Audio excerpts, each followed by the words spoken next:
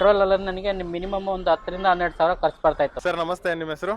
ಮಂಜುನಾಥ್ ಅಂತ. ಸರ್ ನೀವು ಪರ್ಟಿಕ್ಯುಲರ್ ಆಗಿ ಈ ಸ್ವ್ಯಾಪ್ ಮಾಡೆಲ್ ನ ಚೂಸ್ ಮಾಡೋದಕ್ಕೆ ಏನ್ ಕಾರಣ? ನಮ್ಮ ಫುಡ್ ಡೆಲಿವರಿ ವರ್ಕ್ ಮಾಡ್ತಾ ಇದ್ದೀವಿ. ಮೊದಲು ನಾನು ಪೆಟ್ರೋಲ್ ವೆಹಿಕಲ್ ಯೂಸ್ ಮಾಡ್ತಾ ಇದ್ದೆ. ನಮಗೆ ಎಕ್ಸ್ಪೆನ್ಸ್ ತುಂಬಾ ಬರ್ತಾ ಇದೆ. ದಿಸಕ್ಕೆ ಎಷ್ಟು ಕಿಲೋಮೀಟರ್ ಓಡಾಡ್ತೀರಾ ಸರ್? ಆವರೇಜ್ ಒಂದು 100-120 ಅಂತ ಓಡುತ್ತೆ. ಪೆಟ್ರೋಲ್ ಅಲ್ಲ ನನಗೆ ಮಿನಿಮಮ್ ಒಂದು 10 ರಿಂದ 12 ಸಾವಿರ ಖರ್ಚು ಬರ್ತಾ ಇತ್ತು. ಎಲೆಕ್ಟ್ರಿಕ್ ವೆಹಿಕಲ್ ರೆಂಟ್ ತಗೊಂಡೆ 7,000-8,000 ತನಕ ಖರ್ಚು ಬರ್ತಾ ಇತ್ತು. ಇದು ಸ್ವಾಪಿಂಗ್ ಮಾಡಲ್ ನನಗೆ ಒಂದು 2.5 ಸಾವಿರ ಖರ್ಚು ಬರುತ್ತೆ ನನಗೆ. ಹಾಗಾಗಿ ಇದು ತುಂಬಾ ಬೆನಿಫಿಟ್ ಆಗುತ್ತೆ. ಇದು 5-6 ಸಾವಿರ ಅಂತ ಸೇವ್ ಆಗುತ್ತೆ. ನಾವು ಯೂಟ್ಯೂಬಲ್ಲಿ ಇಲ್ಲಿ ಗ್ರೀನ್ ಟೈಗರ್ ವಿಡಿಯೋ ಎಲ್ಲ ನೋಡಿದ್ವಿ, ಬೆನಿಫಿಟ್ ಇದೆ ಅಂತ ಇಲ್ಲಿ ಬಂದ್ವಿ. ನಿಮ್ ಪ್ರಕಾರ ಬೆಟರ್ ಇದೆ ಈ ಗಾಡಿನ ಮಾರ್ಬಿಟ್ಟು ಹೊಸ ಗಾಡಿ ತಗೊಳ್ಳೋದು ಬೆಟರ, ಈಗ ನೀವು ಮಾಡ್ಸಿರೋ ಸ್ವ್ಯಾಪ್ ಈ ತರ ಎಲೆಕ್ಟ್ರಿಕ್ ಮಾಡಿಸಿದ್ರೆ ಬೆಟರ?